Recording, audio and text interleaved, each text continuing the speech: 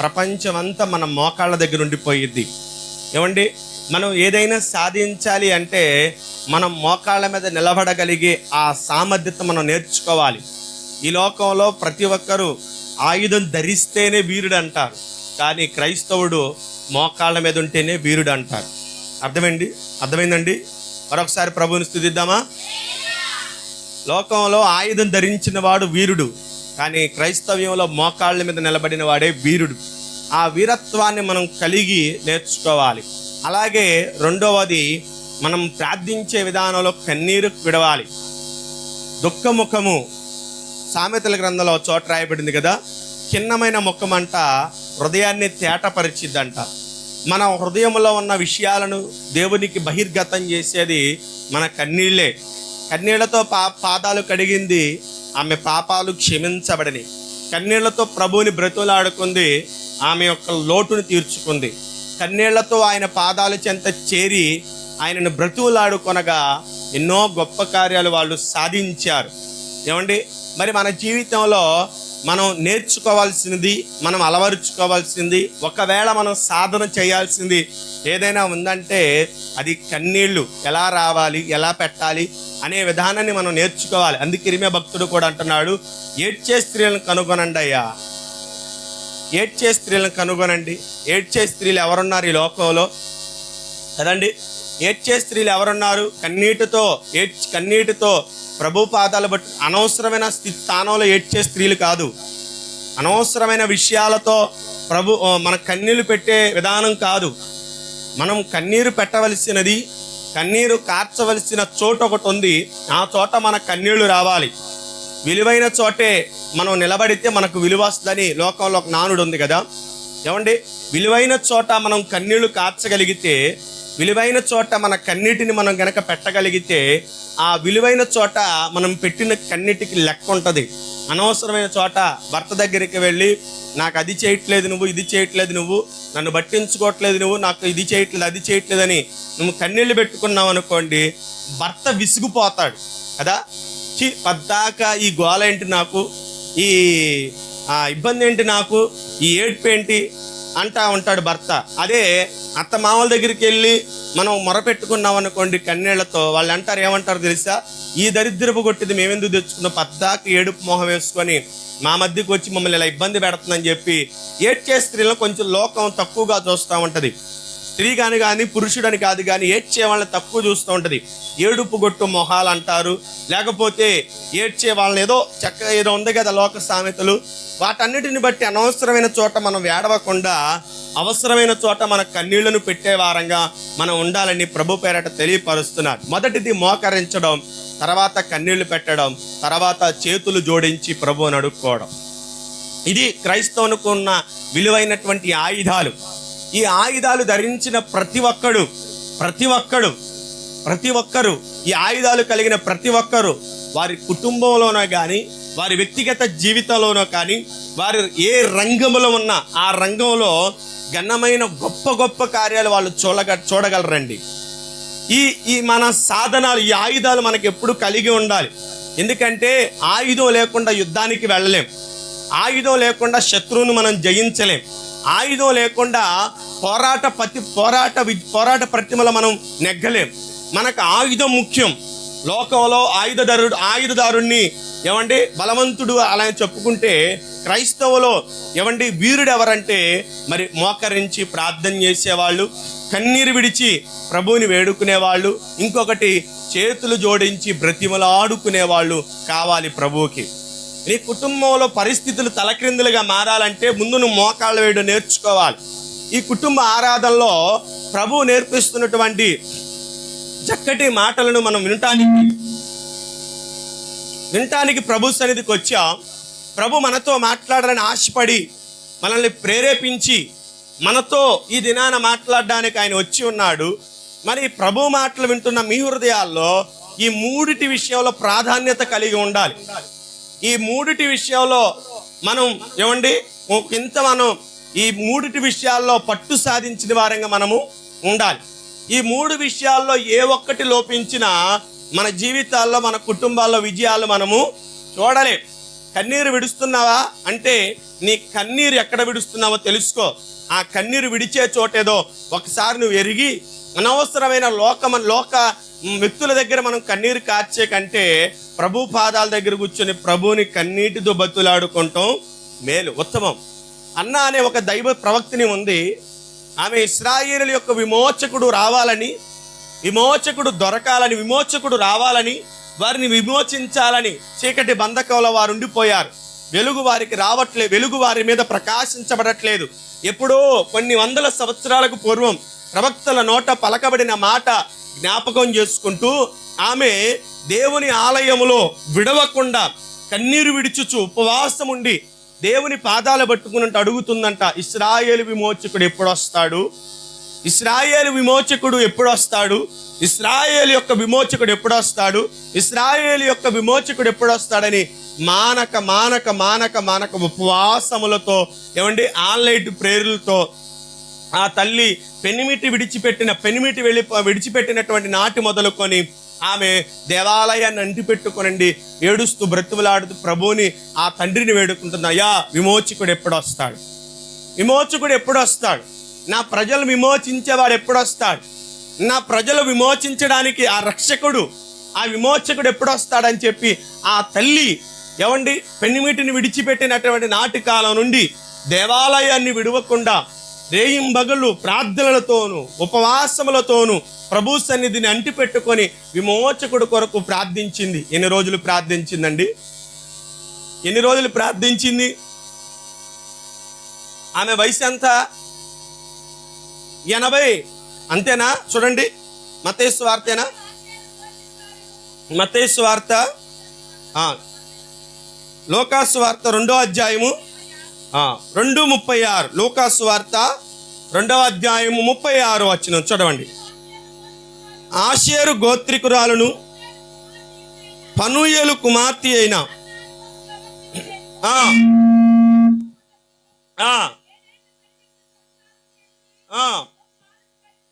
బహుకాలము గడిచినదై, చూడండి 84 సంవత్సరములు వెధవరాలయుండి దేవాలయము విడువక ఉపవాస ప్రార్థనలతోనూ, చూడండి, రేయింబగళ్ళు సేవ చేస్తుందంటే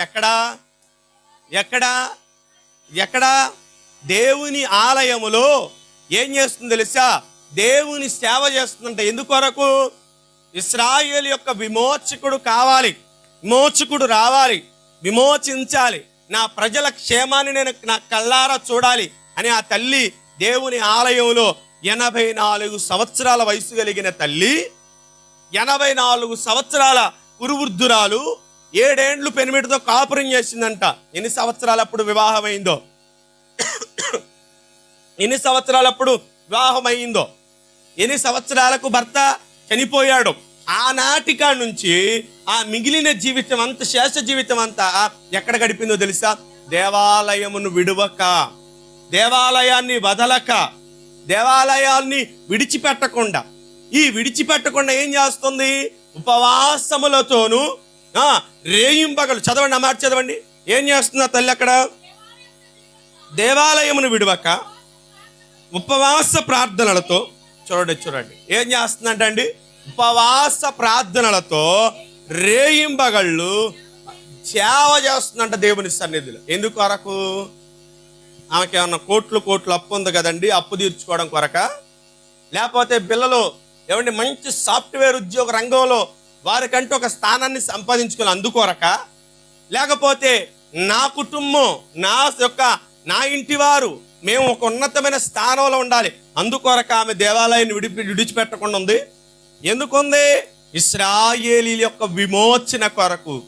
వారు విడుదల పొందాలి, విమోచకులై విడిపించబడాలి. ఎప్పుడో కొన్ని వందల సంవత్సరాలు, 750 సంవత్సరాలకు యెషయా ప్రవక్త, 1400 సంవత్సరాలకు ఏమంటే ఈ ప్రవక్తలందరూ ప్రవచించి ఉన్న ఈ మాటలన్నీ అలా మరుగున పడిపోయి ఉన్నాయి. దేవా, ఎప్పుడయ్యా ఈ ప్రవక్తల ప్రవచనాలు నెరవేరేది? ఎప్పుడయ్యా ఈ ప్రవక్తల ప్రవచనాలు నెరవేర్పుకొచ్చేది? చూడండి, కొంచెం వెనకాల వచ్చేవాళ్ళు చూడండి. దేవునికి మహిమ కలుగును. ఒక్కళ్ళు చూడండి చాలు, అందరు చూడాల్సిన అవసరం లేదు. అదే చెప్పేది. దేవునికి మహిమ కలుగును గాక. వాళ్ళు చూసుకుంటారు. ఎందుకని ఆమె చూడండి ఏం చేస్తుందంట, ఆమె దేవాలయాన్ని విడిచిపెట్టకుండా. ఎందుకొరకు? పిల్లలకి పెళ్ళిళ్ళు అవ్వాల్సి ఉన్నాయా? కుటుంబంలో ఏమైనా అప్పుల బాధలు ఉన్నాయా? రోగ బాధలు ఉన్నాయా? ఆర్థిక సమస్యలు ఉన్నాయా? ఏమంటే ఇంకేమైనా కట్టవలసిన బిల్డింగులు ఏమైనా డాబాలు ఏమైనా ఉన్నాయా? ఏమీ లేవు. ఆమె ఒక్క ఆశ ఏంటంటే దేని కొరకు తెలుసా? ఇశ్రాయేలీయులు యెరూషలేము యొక్క విమోచన కొరకు, తన ప్రజల విమోచన కొరకు, తన ప్రజల విడుదల కొరకు ఈ తల్లి ఉపవాసములతోనూ ఏమంటే రేయింబగళ్ళు దేవుని సన్నిధిలో నిద్రాహారాలు మాని ప్రభు పాదాల దగ్గర కూర్చొని ప్రభువుని బ్రతిమలాడుకుంటుందంట. అయ్యా విమోచకుడు ఎప్పుడు వస్తాడు? ప్రియమైనటువంటి దేవుని ప్రజలారా, మన జీవితంలో మన బ్రతుకులో ఇలాంటి అనుభవాలు కలిగి ఉండాలి. ఎలాంటి అనుభవాలు? ఏదైనా ఒకటి మనము గురి కలిగి ప్రార్థించే విషయంలో ఆ గురిలో మనం నిలిచి ఉండి ప్రభువుని అడుగుతూ ఉండగా ప్రభు మనకి గొప్ప కార్యాలు చేస్తాడని ఎరిగి మనం ఏం చేయాలో తెలుసా? మనం దేవుని సన్నిధిలో విడవక ప్రార్థించే విధానాన్ని మనము కలిగి ఉండాలి. ప్రార్థిస్తున్నామా?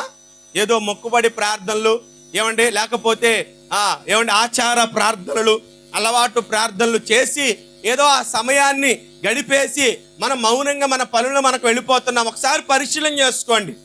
స్థితిగతులు మార్చబడాలి, కుటుంబాలు కట్టబడాలి, అన్నిటిలో మనం సాధించాలి, రాణించాలి అంటే మనం దేవునికి ఇచ్చే విషయంలో, దేవునికి మన సమయాన్ని అప్పగించే విషయంలో, దేవునికి మనం సమయాన్ని కేటాయించే విషయంలో దేవుడు మన పట్ల శ్రద్ధ నిలుపుతాడు. ఎప్పుడు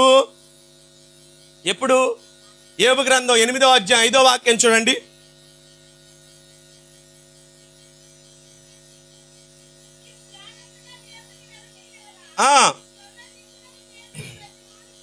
బ్రతిమాలుకున్న ఎడల చూడండి ఏమంటున్నాడు ఇక్కడ? ఏమండి, నీవు జాగ్రత్తగా దేవుణ్ణి వెదకిన ఎడల సర్వశక్తుడైన దేవుణ్ణి బ్రతిమలాడుకొని ఎడల. చూడండి, జాగ్రత్తగా వెతకాలంట. ఏదో అట్టట్ట పైన ఊడిచేసి చీపురు పక్కన పెట్టేసి కూర్చుంటారు చతికిలో పడి, అబ్బో ఎంత కష్టపడిపోయాను నేను అన్నట్టుగా.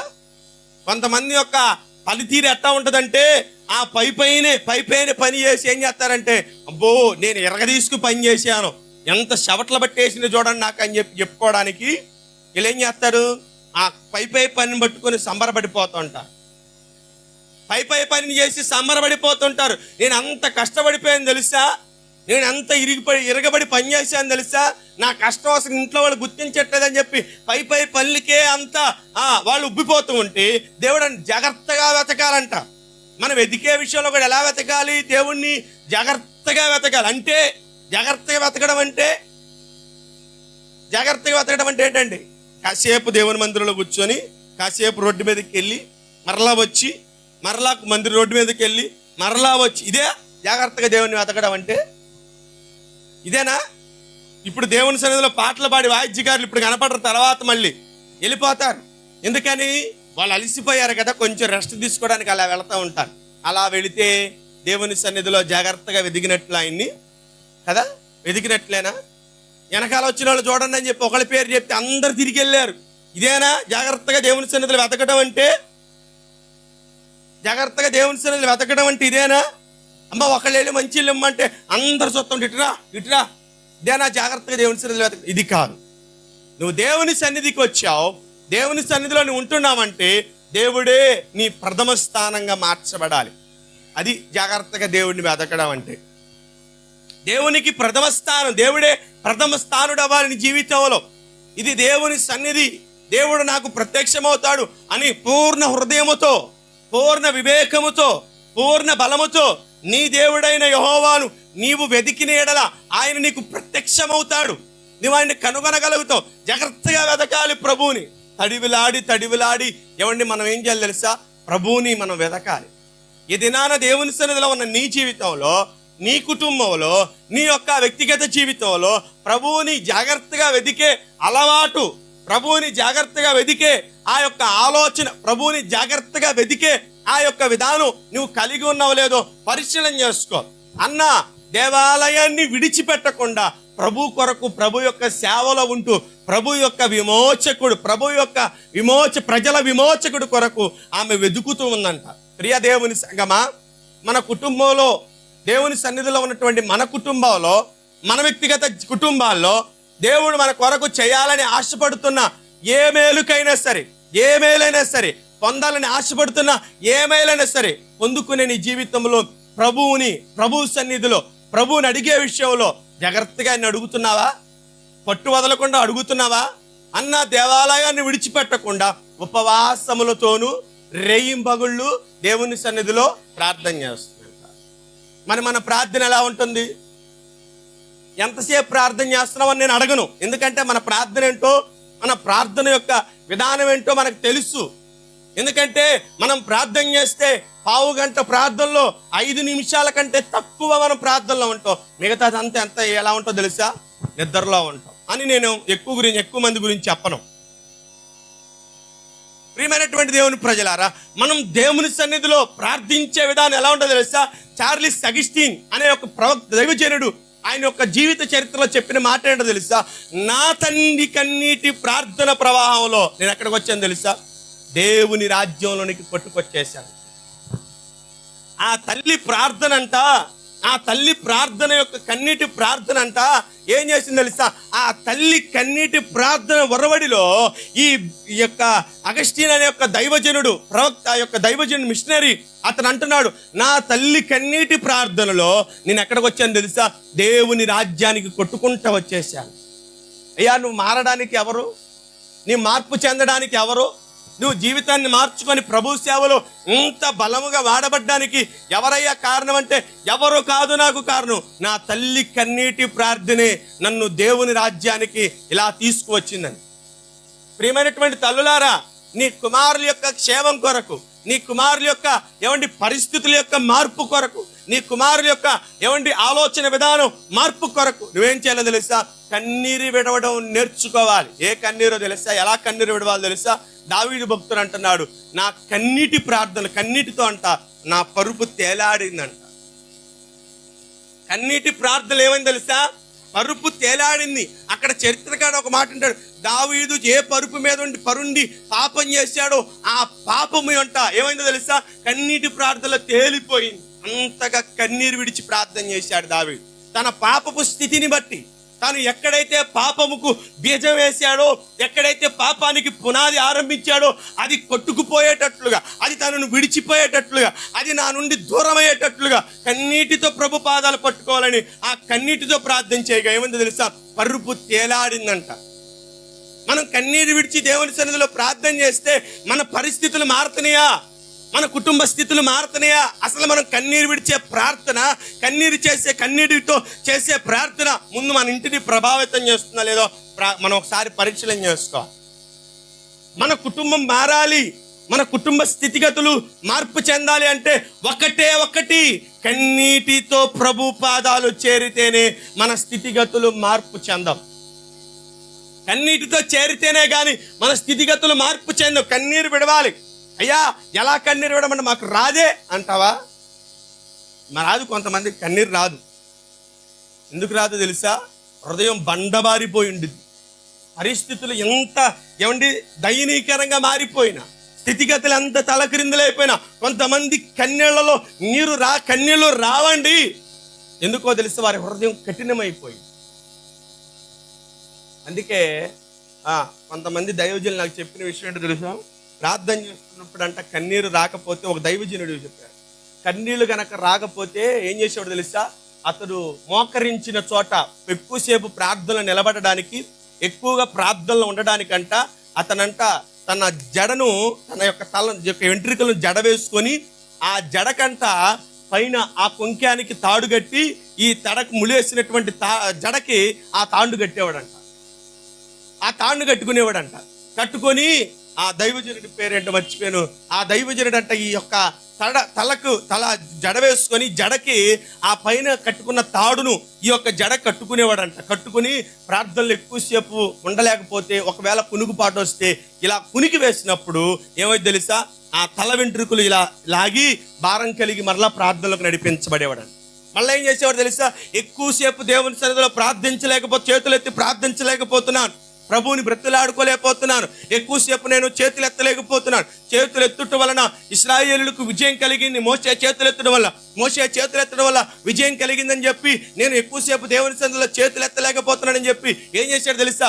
ఈ చేయికి ఒక తాడు, ఆ చేయికి ఒక తాడు, 2 చేతులకు తాళ్ళు కట్టుకొని ఆ పైన ఏలాడు తీసుకొని ఏం చేస్తాడు తెలుసా? తాను నిలబడినంతసేపు, తన ప్రార్థనలో ఉన్నంతసేపు ఈ 2 చేతులు ఏలాడేటట్లుగా దైవజనుడు చేసుకున్నాడు. దైవజనుల చరిత్రలు వారు ఊరికే దైవజనుడు కాలా. ఒక్కొక్క దైవజనుడు తాను మోకరించి మోకాళ్ళ మీద ఉండేటప్పుడంట ఒకవేళ నిద్రామత్తుడనైపోతానేమోనని, తాను ఒకవేళ నిద్రావస్థలోకి వెళ్ళిపోతానేమో, ఎక్కువసేపు ప్రార్థన చేయలేమని చెప్పి మోకాళ్ళ కింద కంకర్రాళ్ళు పోసుకుని కూర్చునేవాళ్ళంట, మోకాళ్ళు వేసుకునేవాళ్ళంట. తెలుసా ఇవన్నీ చరిత్రలు? పరిశుద్ధ గ్రంథాన్ని ధ్యానించిన మన ముందు తరాల భక్తులు ప్రార్థనలో వారు వీరులగటానికి ఎలా వారు ప్రయత్నించారో తెలుసా? ఎలా వారు దేవుని సన్నిధిలో ప్రార్థన విధానం కలిగి వారు ఒకవేళ సోమరిలై నిద్రామత్తుతో ప్రార్థన నుండి మేము ఎక్కడ పక్కకు తొలగిపోతామని చెప్పి కఠినమైన నిర్ణయాలు వారు తీసుకొని ప్రార్థనలో వారు వీరులుగా నిలబడ్డారు. మోకాళ్ళ కింద కంకర్రాళ్ళు వేసుకొని మోకరిస్తే ఆ కంకర్రాళ్ళ యొక్క నొప్పికి బాధకు అతడు ఎక్కువసేపు కన్నీడు విడిచి ప్రార్థన చేసేవాడంట. ప్రియమైనటువంటి దేవుని ప్రజలారా, దైవజనుల యొక్క చరిత్రలు వినండి. ఒక దైవజనుడు ఆయన ఒక దేశానికి, రాజస్థాను ఆ దేశానికి ఏదో దేశం అండి, ఆ దేశం యొక్క మార్పు కొరకు ఆయన ప్రార్థన చేస్తుంటేనంట గుండె స్థానం తప్పిందంట. అతను గుండె స్థానం తప్పింది. డాక్టర్లు పరిశీలించారు, ఏంటయ్యా ఏంటి ఇలా అయిపోయింది, ఎందుకు ఇలా జరిగిందని చెప్పి వాళ్ళు పరీక్ష చేసి చూస్తే మనిషికి తట్టుకోలేనంత బాధ ఉంటే గుండె స్థితిగతులు మారిపోయిద్దంట. ఉందా మన ప్రార్థన? ఉందా? కనీసం మోకాళ్ళ మీద నిలబడి పట్టుమని 10 నిమిషాలైనా దేవుని సన్నిధిలో ప్రార్థించగలుగుతున్నావా? నీ యొక్క రక్షణ పొందిన జీవితం, రక్షణ పొందిన నాటికా నుంచి ఇంతవరకు నీ కాళ్ళు మోకాళ్ళ మీద నిలబడే స్థాయి ఉందా? మీరు నిలబడగలుగుతున్నావు మోకాళ్ళ మీద ఉండి కుటుంబం కొరకు కన్నీరు విడుస్తున్నావా? చేతులు పైకెత్తి ప్రభువును అర్థిస్తున్నావా? దేవా, నా కుటుంబం మార్చబడాలయ్యా, నా బిడ్డలు మార్చబడాలయ్యా, నా బిడ్డలు రక్షణ పొందాలయ్యా, నా బిడ్డలు నీ సన్నిధిలో సేవకులు అవ్వాలయ్యా, నా బిడ్డలు నీ సన్నిధిలో ఒక పనిముట్టుగా వాడబడాలి ప్రభువా. వెండియు, బంగారపుయు, కర్రయు, రాతియు, మట్టి పాత్రలు ఉన్నాయి ప్రభువా. ఈ పాత్రలో ఒక మట్టి పాత్రగానే నా కుటుంబం మార్చవా? ఈ పాత్రలో ఆఫ్టర్ ఒక కర్ర పాత్రగానే నా బిడ్డలకు వాడుకోవా? విసిరి వేయలేదు, నువ్వు నిలుపుకున్నావు నా బిడ్డల్ని, ఇంకా నువ్వు నీ పనిలో వాడుకో ప్రభు అని నీ బిడ్డల గురించి నువ్వు కన్నీరు విడిచి ప్రార్థన చేసావా? ఏది కన్నీటి ప్రార్థన? అసలు కన్నీరు ప్రార్థన చేస్తే ముఖ రూపం మారిద్ది, ముఖ కవలికలు మారిపోతాయి.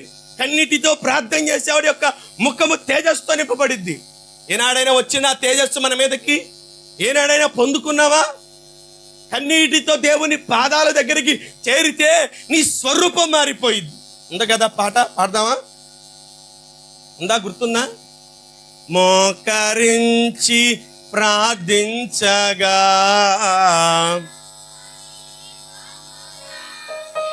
పాడదాం, అందరూ ఒకసారి పాడదాం, జ్ఞాపకం చేసుకుందాం పాడదాం.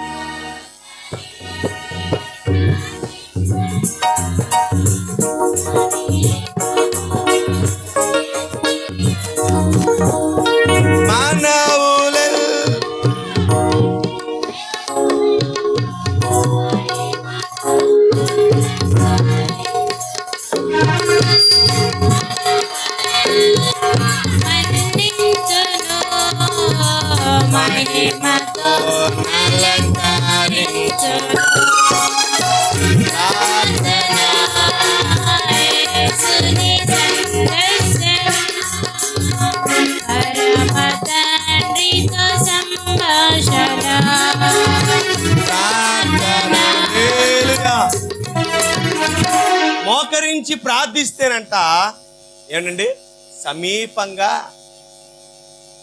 ఆషేరు గోత్రికురాలు అన్నా అనే ఒక ప్రవక్తిని దేవుని సన్నిధిలో దేవుణ్ణి బ్రతిమలాడుకునే తీరు ఈనాడు నీ జీవితంలో కలిగి ఉంటే, ఆనాడు ఇశ్రాయేలు యెరూషలేము యొక్క విమోచకుడు, ఇశ్రాయేలు ప్రజల యొక్క రక్షకుడు వచ్చినట్లుగానే నీ కుటుంబంలో కూడా గొప్ప మార్పు నువ్వు చూడగలుగుతావు.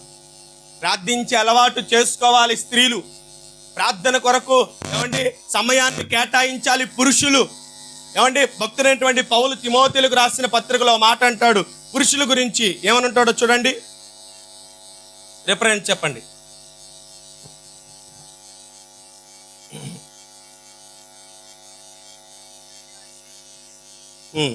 మొదటి తిమోతిలకు రాసిన పత్రిక, పౌలు భక్తుడు మొదటి తిమోతిలకు రాసిన పత్రిక 2వ అధ్యాయము 8వ వచనం చూడండి.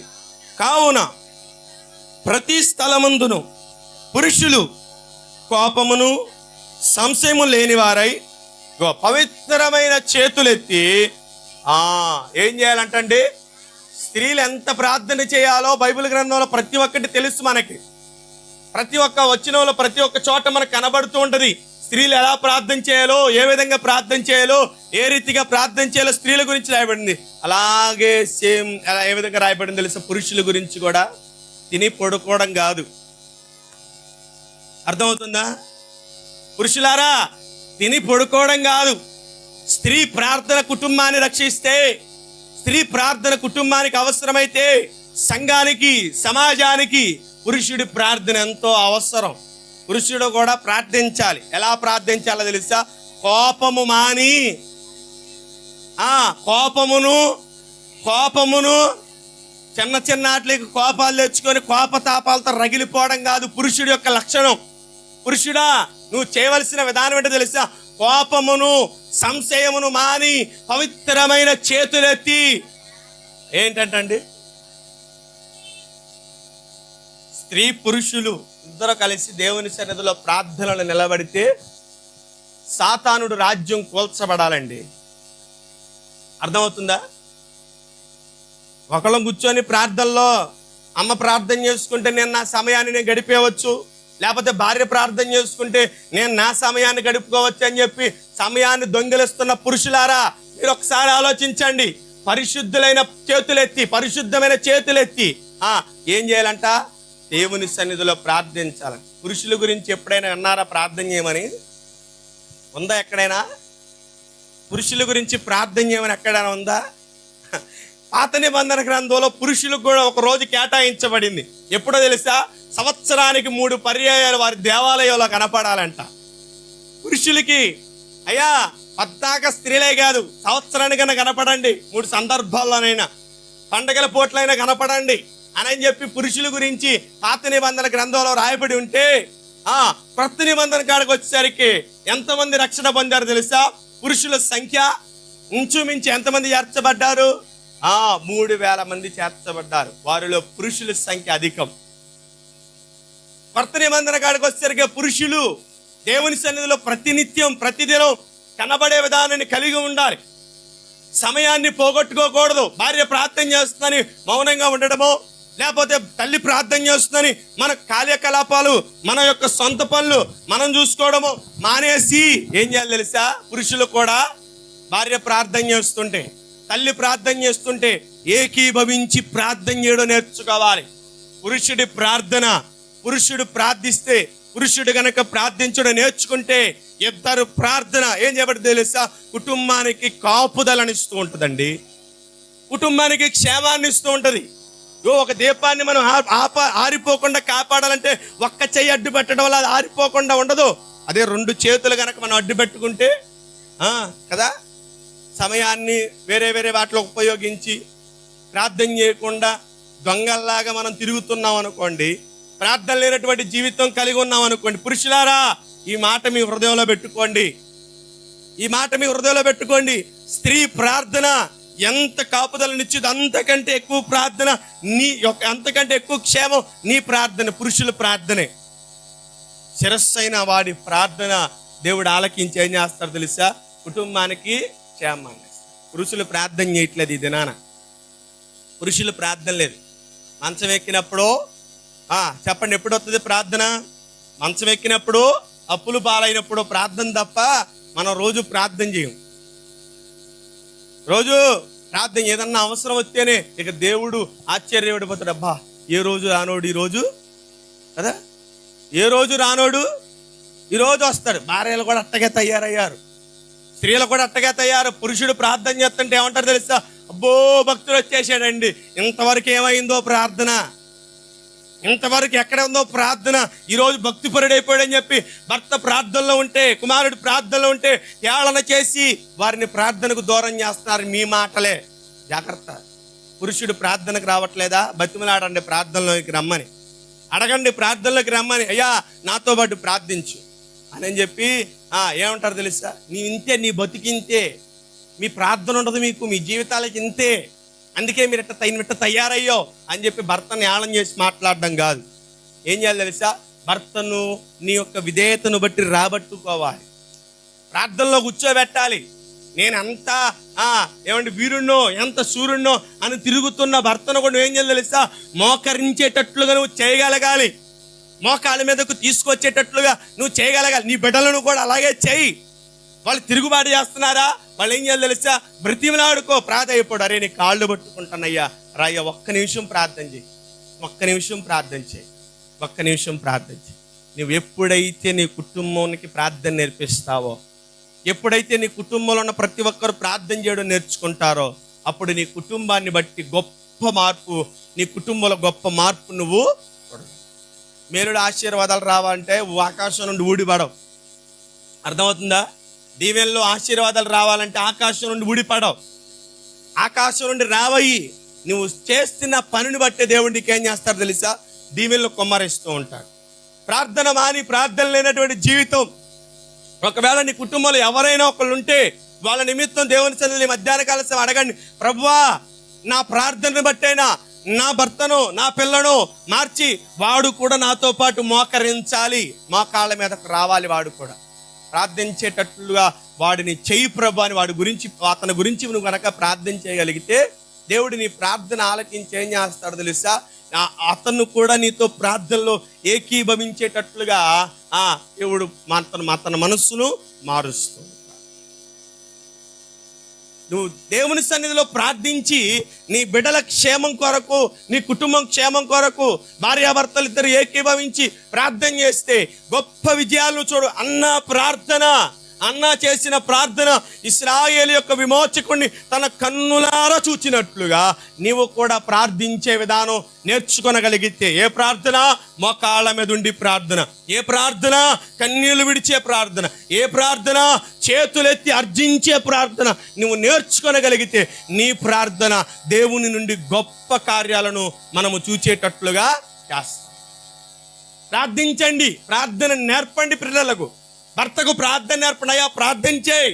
మనం లోకంలో తిరుగుతున్నాం, లోకంలో ఉంటున్నాం. ఈ లోకంలో మనం జయాన్ని పొందుకోవాలంటే, పరిశుద్ధమైన జీవితాన్ని జీవించాలంటే రా మన ఇద్దరం కలిసి ప్రార్థన చేద్దాం. ఒకళ్ళ బలహీనతల నిమిత్తం ఒకళ్ళు ప్రార్థన చేయండి, ఒకరి బలహీనత నిమిత్తం ఒకళ్ళు ప్రార్థించండి. అయ్యా నా భర్త ఈ బలహీనుడయ్యా, ప్రార్థించలేకపోతున్నాడు, ఇదిగో మోకాళ్ళకైతే వచ్చాడు కానీ ప్రార్థించలేకపోతున్నాడని నీ భర్త గురించి ప్రార్థించి అతని బలహీనతను బట్టి జ్ఞాపకం చేసుకొని, ఒకవేళ పురుషుడా నువ్వు ప్రార్థనలో కూర్చుంటే నీ భార్య బలహీనతను బట్టి ప్రార్థించే, అయ్యా ఆమె అనారోగ్య పరిస్థితిలో ఉందయ్యా, ఆమె ఎలాంటి బాధలు పడుతుందయ్యా అని నువ్వు ఆమె గురించి ఇలా ఐక్యతతో ఎక్కడైతే ప్రార్థన చేస్తారో, సమాధానంతో ఎక్కడైతే ప్రార్థన చేస్తారో, ఏకీభవించి ఎక్కడైతే ఎవరైతే ప్రార్థన చేస్తారో దేవుడు ఖచ్చితంగా వారి ఇంట్లో ఉంటాడండి, వారి మధ్యన ఉంటాడండి.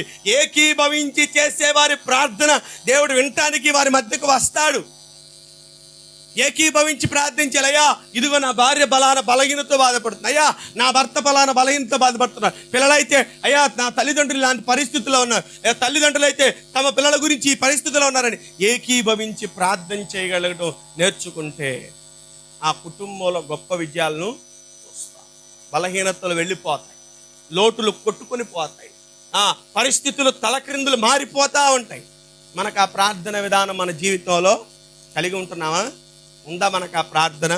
ఈ పునరుద్ధాన దినం ముందు దేవుని సన్నిధిలోకి వచ్చినటువంటి ప్రియమైనటువంటి దేవుని ప్రజలారా, కన్నీటి ప్రార్థన యొక్క విలువ ఏమండి ఎస్తేరుకు తెలిసింది. ఎస్తేరు గొప్ప విజయాన్ని సాధించుకుంది. నెహెమ్యా, ఎజ్రా వీళ్ళు కన్నీటితో దేవుని సన్నిధిలో ప్రార్థన చేశారు. గొప్ప విడుదలను వారు అనుకున్నట్లుగా యెరూషలేము దేవాలయాన్ని కట్టుకున్నారు. దానియేలు కన్నీళ్లు విడిచి ప్రార్థన చేశాడు. దానియేలు గొప్ప విజయాన్ని పొందుకున్నాడు. ఇలాగ కన్నీటి ప్రార్థన చేసిన వీరులు గొప్ప విజయాలు పొందుకున్నారు. మరి నీ జీవితంలో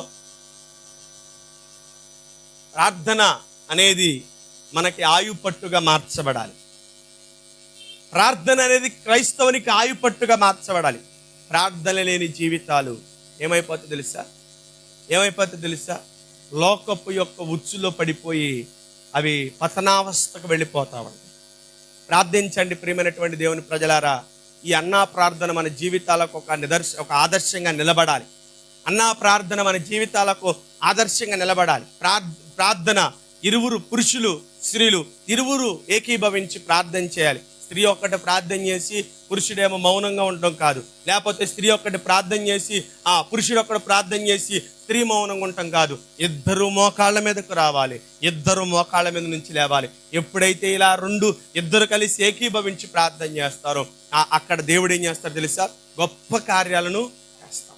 కన్నీటి ప్రార్థన మనం చేయడం నేర్చుకోవాలి. ఈ పునరుద్ధాన దినమందు ప్రియమైనటువంటి దేవుని ప్రజలారా, కన్నీటి ప్రార్థనతో దేవుని పాదాలు తడిపే ఆ యొక్క విలువ, ఆ యొక్క విధానం మనం నేర్చుకుంటే మన కుటుంబ పరిస్థితులు మార్చబడతా ఉంటాయి, కుటుంబ స్థితిగతులు మార్చబడుతూ ఉంటాయి, కుటుంబ యొక్క విధానాలు మార్చబడుతూ ఉంటాయి. కన్నీటి ప్రార్థన లేని జీవితాలు ఏవైతే ఉన్నాయో వాటన్నిటినీ దినాన ఈ వాక్యము ద్వారా, ఈ యొక్క మాట ద్వారా మీ జీవితాలను మార్చుకొని ఇకనైనా ప్రార్థనకు మన కుటుంబంలో ఉన్న ప్రతి ఒక్కరు ఉపక్రమించేటట్లుగా మనం ఏం చేయాలి తెలుసా?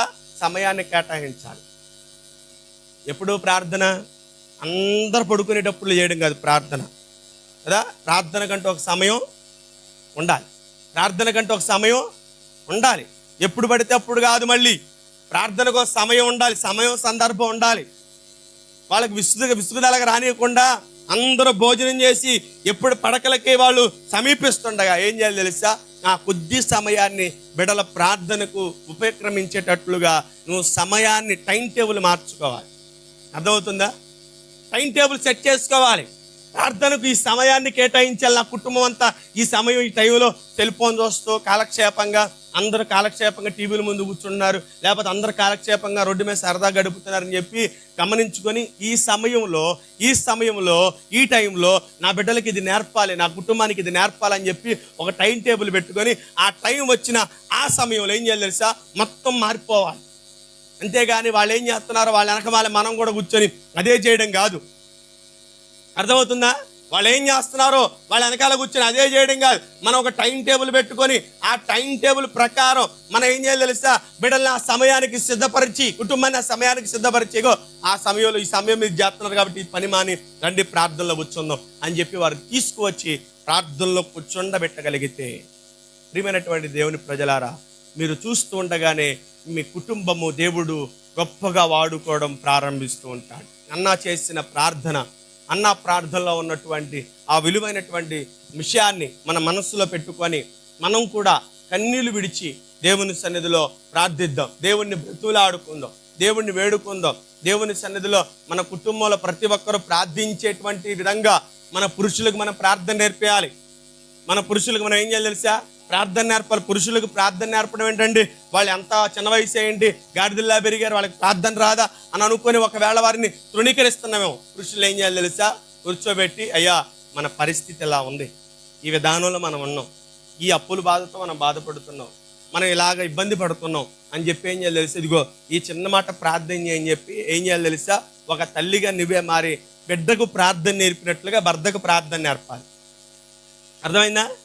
బిడ్డకు ప్రార్థన నేర్పినట్లుగా భర్తకు ప్రార్థన నేర్పాలి. ఎందుకంటే అన్ని అనవసరం అండి అని అనుకుంటావా? అనవసరంగానే నీ జీవితం అయిపోయింది, నీ కుటుంబం అయిపోయింది. భర్తను కూర్చోబెట్టు, భర్త పక్కన కూర్చొని భర్తకు చెప్పాలయ్యా, ఇదిగో మన కుటుంబ పరిస్థితి ఇలా ఉంది, మన స్థితి ఇలా ఉంది, మన కుటుంబ పరిస్థితులు ఇలా ఉన్నాయి, ఇదిగో ఈ చిన్న మాట ఒక మాట ప్రార్థన చేయి దేవుని సన్నిధిలో. దేవుడు మన పట్ల గొప్ప కార్యం చేయాలంటే మనం ప్రార్థించడం వల్లనే. ఇదిగో ఈ మాట చెప్పు అని చెప్పి ఆ సమయాన్ని బట్టి, ఆ సందర్భాన్ని బట్టి ఆ మాట భర్తకు చెప్పి ఆ భర్తతో చెప్పిస్తే 1-2 సార్లు విసుకుంటాడేమో, తర్వాత ఏం చేస్తాడు తెలుసా? అతడు కూడా ప్రార్థించడానికి నీతో పాటు వస్తాడండి. అతడు కూడా ప్రార్థించడానికి నీతో పాటు వస్తాడు. మనం ఏదో ఏమండి మనం ప్రార్థన చేసి మనం సాధించాలనుకుంటే కాదు, మన భర్తలకు కూడా మనం ప్రార్థన నేర్పాలి, తల్లిగా మారాలి. లోకంలో చాలా ఉందిగా, భర్త భార్య గురించి చెప్తే ఎలా ఉంది? పడక గదిలో వేశ్యగా ఉండాలంట, ఏమండి ఇంకా అన్నం పెట్టేటప్పుడు తల్లిగా ఉండాలంట, ప్రేమించేటప్పుడు ఏదో ఉండదు కదా, మాటలు ఉంటాయి కదా, అలా మారాలా ఉంటుంది కదా. ప్రార్థించేటప్పుడు నువ్వు ఎలా ఉండాలో తెలుసా? ఏమండి, నువ్వు కూడా ఒక ఆత్మీయ తల్లిగా మారిపోయి బిడ్డకు నేర్పినట్లుగా భర్తకు ప్రార్థన నేర్పగలిగితే నీ భర్త కూడా ఏం చేస్తాడు? నీతో పాటు కొట్లాట ఉంటాయా, గొడవలు ఉంటాయా, అసమాధానాలు ఉంటాయా? చెప్పండి. ఇరువురు ప్రార్థన చేస్తుంటే అసమాధానాలు ఉంటాయా? ఒకవేళ భర్తే కనుక ప్రార్థన చేసేవాడు అయ్యుండి ఏమండి గొడవడానికి వచ్చాడు, కొట్టడానికి వచ్చాడు అనుకోండి, ఒకటే మాట ఆయుధం. స్త్రీలకు అనేక ఆయుధాలు ఉంటాయి, కానీ మరి క్రైస్తవులైనటువంటి వారికి, భక్తులైనటువంటి వారికి ఒకటే ఆయుధం ఉంటాయి. ఏంటో తెలుసా? జాగ్రత్త, ప్రార్థన చేస్తున్న దేవుడిని ప్రార్థన అనడం కదా. దేవుని సన్నిధిలో మనం ప్రార్థన నేర్పించాలి. పౌలు భక్తుడు అన్నాడు, అయ్యా పురుషులారా మీరు కూడా ప్రార్థన చేయండి. దానియేలు ప్రార్థన చేసి విజయాన్ని పొందినట్లుగా, దావీదు ప్రార్థన చేసి పాపాన్ని తుడిచివేసుకున్నట్లుగా, ప్రార్థన వీరులు పురుషులుగా మార్చబడి మీరు కూడా ప్రార్థన చేయండి అని చెప్పి కుటుంబంలో ఉన్నటువంటి ఈ భార్యాభర్తలు భర్తకు నేర్పించి ప్రార్థన, వారిని కూడా ప్రార్థన వీరులుగా నిలబెట్టాలి. పిల్లలకు ప్రార్థన నేర్పించాలి. పిల్లలకు ప్రార్థన చేయడం ఏ విధంగా చేయడమో నేర్పించి వారిని ప్రార్థనలో కూర్చోబెట్టాలి. అవసరమైతే, ఈ మాట చెప్తున్నానేనండి, అవసరమైతే మందిరానికి నువ్వు తీసుకొచ్చినట్లుగా సమస్య పత్రాన్ని, నీ కుటుంబానికి ఆ సమస్య పత్రాన్ని ఇవ్వు. అర్థమైందా? విజ్ఞాపనలు తీసుకొస్తారే, ఇదిగో ఫలానా వ్యక్తి పంపించాడండి ఈ విజ్ఞాపన, ఈ ప్రార్థన, ఈ అవసరం ఉందంట, వాళ్ళ కుమార్తె ఎగ్జామ్ రాయాలంట, లేకపోతే వాళ్ళ కుమారుడు ఉద్యోగం రావాలంట, విదేశాలకు వెళ్ళాలంట అని విజ్ఞాపన పత్రం తెచ్చుకుంటారే, అలాగే ఏం చేయాలి తెలుసా?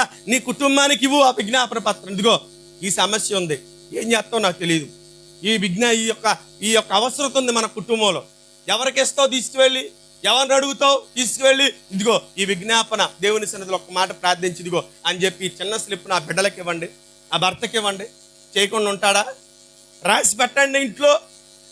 ఫలానా సమస్యతో బాధపడుతున్న మనం, ఫలానా ఇబ్బందితో బాధపడుతున్న మనం, ఫలానా ఇరుగుతో బాధపడుతున్న మనం, ఫలానా విధంగా మన కుటుంబం కొట్టిమిట్టాడుతుంది, ఫలానా విధంగా మన కుటుంబం ఈ సమస్యలతో తలడిల్లిపోతుందని ఒక చిన్న పేపర్ మీద రాసి అలా పెట్టండి, ఇంట్లో పెట్టండి. ప్రార్థించేటప్పుడు లేకపోతే పిల్లలు తిరిగేటప్పుడు ప్రార్థన అలా ఒక పేపర్ అలా పెట్టండి. చూసిన వాడు ప్రార్థించకుండా ఉంటాడా? సరే, చూసిన వాడు అడగకుండా ఉంటాడా? చెప్పండి. చూసిన వాడు అడగకుండా ఉంటాడు. ఏంటిదంటే, అయ్యా ఇదిగో మన కుటుంబంలో ఈ కొరత ఉందరా, ఈ ఇబ్బంది ఉందరా, దేవుణ్ణి అడుగుతున్నానయ్యా, మరి ఈ సమస్య తీరాలంటే మనం దేవుని దగ్గరే తప్ప ఎవరి దగ్గరికి వెళితే ఈ సమస్య తీరదరా, ఈ ఇబ్బందితో మనం బాధపడుతున్నావురా అని చెప్పి ఆ జ్ఞాపకం చేయాలి. వారికి తెలియపరచాలి. మాటతో వినకపోతే రాతతో రాయండి. రాతతో రాసి వాళ్ళ కళ్ళ ముందు కనబడేటట్లుగా పెట్టండి. లేకపోతే రోజు వాళ్ళు చూసే అద్దం పక్కనో, లేకపోతే వారు రోజు చదివే ఆ క్యాలెండర్ పక్కన పెట్టి ఆ సమస్యను పెట్టి అక్కడ ఉంచి ఇదిగో ఈ సమస్య నిమిత్తం నేను ప్రార్థన చేస్తున్నానయ్యా, ఒకవేళ మీకు సమయం కుదిరితే ఈ సమస్య గురించి ప్రార్థన చేయండి అని చెప్పి ఏం చేయాలి తెలుసా? వాళ్ళకి ప్రార్థన విధానాన్ని జ్ఞాపకం చేయాలండి. అనవసరమైన ఇంట్లో ఏలాడుతూ ఉంటాయి కదా, ఇంట్లో ఏలాడుతూ ఉంటాయి. నీ ప్రార్థన విజ్ఞాపన ఇంటి గోడ కంటించు. నీ బిడ్డలు చూసి అడుగుతారు, ఏంటమ్మా ఈ సమస్య, ఈ బాధ, ఏంటమ్మా ఈ బాధతో ఉన్నావా, ఈ రోగంతో ఉన్నావా అని అడుగుతారు. వారు అడిగి ఏం చేస్తారు తెలుసా? వారు కూడా ఒకవేళ నీ ముందు ప్రార్థించకపోయినా, ఒకవేళ నీతో పాటు ప్రార్థించలేకపోయినా హృదయంలో ఆ సమస్య నిమిత్తము అడిగేవారిగా ఉంటారు. ఎందుకో ప్రభు తలంపిచ్చాడు. సమస్యను పెట్టండి వాళ్ళ కళ్ళ ముందు, చూపించండి వాళ్ళ కళ్ళ ముందు. అనవసరమేయో చూపించి వేయో వాళ్ళ కళ్ళ ముందు పెట్టి అనవసరమైన వాటిని జ్ఞాపకం చేసి వాళ్ళు బాధ పెట్టేటంటే కంటే ఇదిగో ఈ సమస్య క్యాలెండర్ పక్కనో, లేకపోతే అద్దం పక్కనో, లేకపోతే వాళ్ళు రోజు ఏ పక్కనైతే పడుకొని లేస్తున్నారో ఆ పక్కన వాటిని పెట్టి అతికించి జ్ఞాపకం చేయండి, అయ్యా ఇదిగో ఈ సమస్య, ఈ ఇబ్బంది, ఇరుకు అని జ్ఞాపకం చేస్తే బిడ్డలు లేకపోతే భర్త రోజు చదివిన వాడు చదివినట్లుగా ఉండడం, ఏదో ఒక రోజు నీతో పాటు ప్రార్థించడానికి అతడు కూడా మనస్సును నిలుపుతాడు. మంచిదేనంటారా? ఈ పని మంచిదేనంటారా? బాగా చదువుకున్న వాళ్ళ ఇంట్లో ఫ్రిడ్జ్లకి ఇలాంటి స్టిక్కర్లు అతికిచ్చి ఉంటాయి. ఏంటి? భార్యాభర్తలకు మాట్లాడలేకపోతే పేపర్లే మాట్లాడతాయంట. భర్తకి భార్యకి మధ్యలో తగాద వచ్చింది, మరి అన్నం కూర వండింది, భర్తకి ఏమైనా టిఫిన్ చేసింది, తినమని చెప్పాలిగా. ఇకేముండదో స్టిక్కర్ ఒకటి అతికిచ్చి పెడతారు, టిఫిన్ చేశాను తిను, టేబుల్ మీద ఉంది, లేకపోతే ఫ్రిడ్జ్లో అది ఉంది తిను అని పేపర్లు మాట్లాడతాయి కదా. మనకు ఆ గోలొద్దు. మనం ఏంటో తెలిసి మన బిడ్డలకు మనం ప్రార్థన నేర్పించాలంటే ఆ ఒక్క పేపర్ మీద మనం ఆ సమస్యను రాసి ఇంటి ముందు ఆ యొక్క బిడ్డలు తిరిగే ప్రతిరోజు వారు చూచే ప్రతిరోజు వాళ్ళు ఎక్కడైతే వారు కనులు పడతారో అక్కడ వాటిని పెట్టి ఇదిగో ఈ సమస్యతో నేను ప్రార్థన చేస్తున్నాను, మీరు కూడా నాతో పాటు ఏకీభవించండి అని చెప్పి బిడ్డలకు మనం నేర్పగలిగితే, ప్రియమైనటువంటి దేవుని సంగమా, ఈ పునరుద్ధానపు వేళ దేవుడి కుటుంబ ఆరాధనలో నీ జ్ఞాపకం చేస్తున్నటువంటి సంగతి, నీ కుటుంబ పరిస్థితులు మారాలని ఒకవేళ నువ్వు దేవుని సన్నిధిలో పదే పదే ప్రార్థన చేస్తున్నావేమో, నీ పురుషుడు నీవు కూడా ప్రార్థించేటట్లుగా, నీ కుటుంబంలో నీ బిడ్డలు ప్రార్థించేటట్లుగా, నీ కుటుంబంలో ఉన్నవారు ప్రతి ఒక్కరు ప్రార్థన విధానాన్ని కలిగి ఉండేటట్లుగా మనం ప్రార్థన విధానాన్ని నేర్చుకొని మన బిడ్డలకు నేర్పిద్దాం. నేను చాలా వాక్యం ప్రిపేర్ అయ్యాను, మరి పరిశుద్ధాత్మ దేవుడు ఎందుకని కొద్ది మాటలు నాకు మరి అందించి కొద్ది మాటల ద్వారా ముగించమని పరిశుద్ధాత్మ దేవుడు చెప్తున్నాడు. ఎవరి జీవితాలకు అవసరమైన నాకైతే తెలియదు, ఎవరికి ఈ మాటలు ఉపయోగపడితే నాకు తెలియదు.